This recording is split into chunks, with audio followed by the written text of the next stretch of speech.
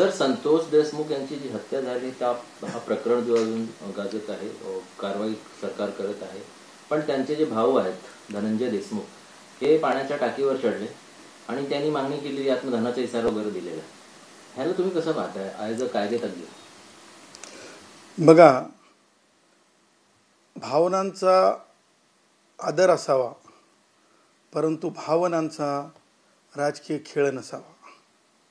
परत सांगतो, भावनांचा आदर असावा, भावनांचा राजकीय खेळ नसावा.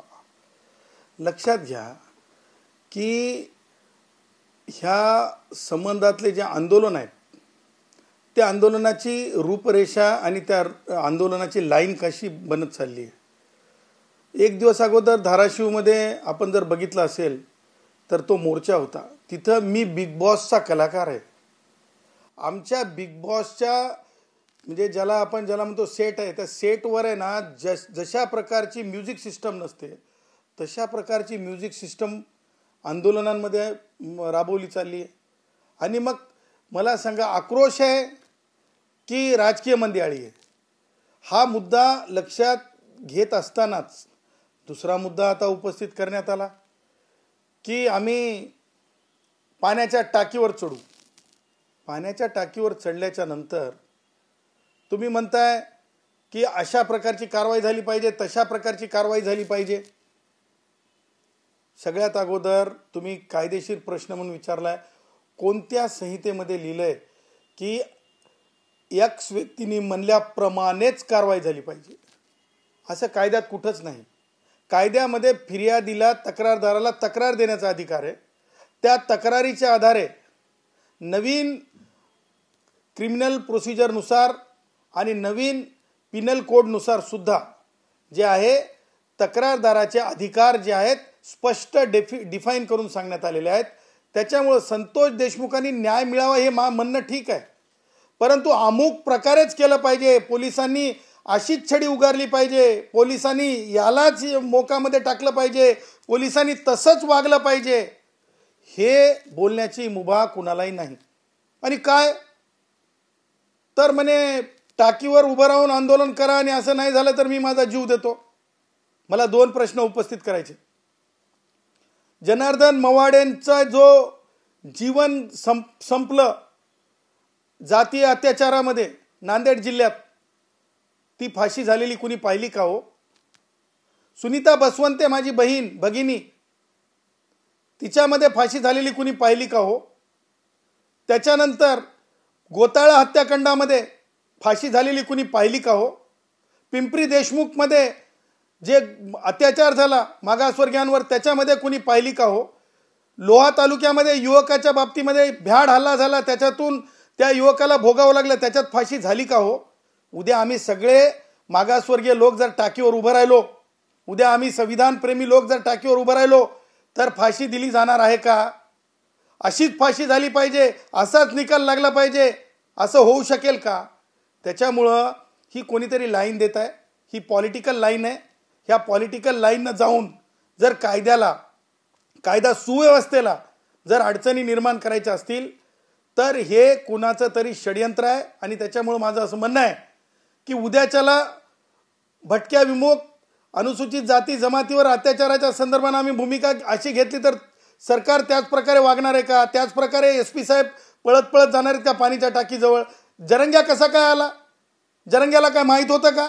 जरंग्या काय महाभारतातला संजय आहे का?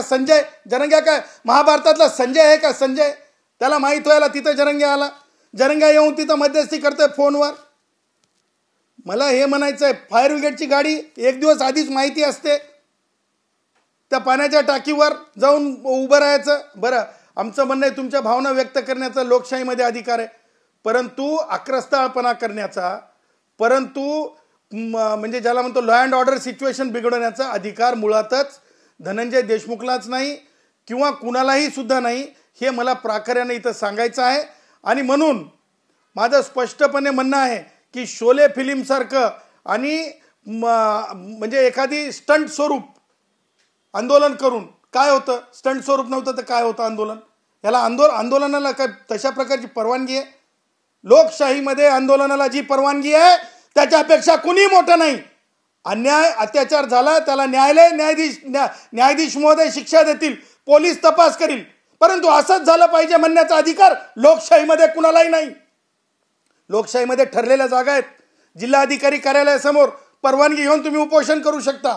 आमचे कष्टकरी 124 राष्ट्रवादी काँग्रेसचे वयोवृद्ध पुढारी शरद पवार यांच्यामुळे जीव गमावला. 6 महिने आम्ही आझाद मैदानामध्ये आमचं आंदोलन केलं. 124 एक धनंजय देशमुख त्यांच्या भावासाठी लढतायत आणि आम्ही 124 आमच्या एसटीतल्या कष्टकऱ्यांसाठी. म्हणजे एका मृत्यूचं सुद्धा मोल आहे, परंतु 124 एसटीतील कष्टकऱ्यांनी प्राण गमावलेला होता. त्यामुळं हे स्टंट, हे ज्या प्रकारे तयारी करून ज्याला इव्हेंट प्रकारचं म्हणजे भाषणं, मंदियाळी, हे अत्यंत मी अशा प्रकारचं सांस्कृतिक बदल या महाराष्ट्रामध्ये धस असेल किंवा धसची कार्यप्रणाली असेल किंवा हे कार्यकर्ते असतील त्यांनी चालवलेली आहे.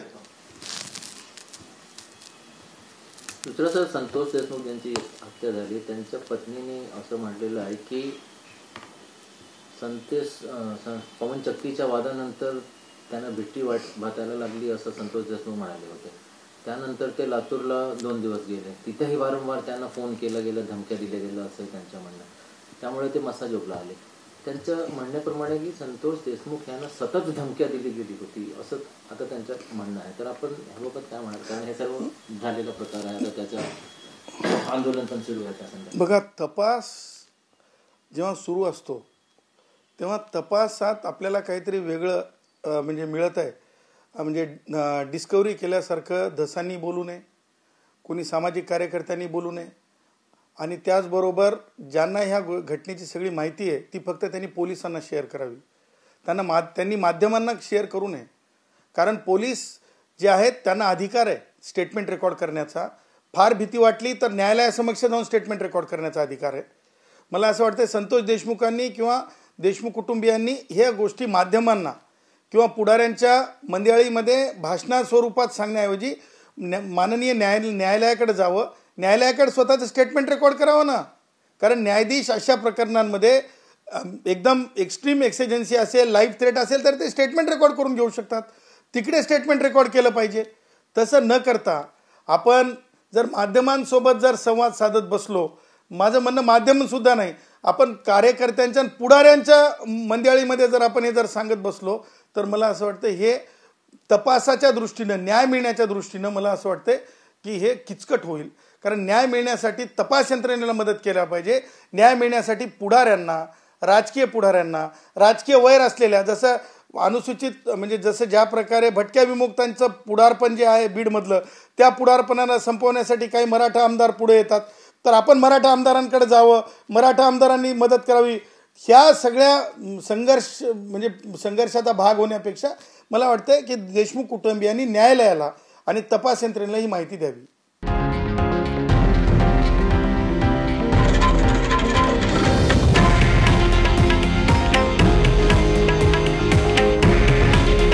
हे आहे देशातील नंबर 1 न्यूज नेटवर्क आणि आपण पाहत आहात TV9 मराठी.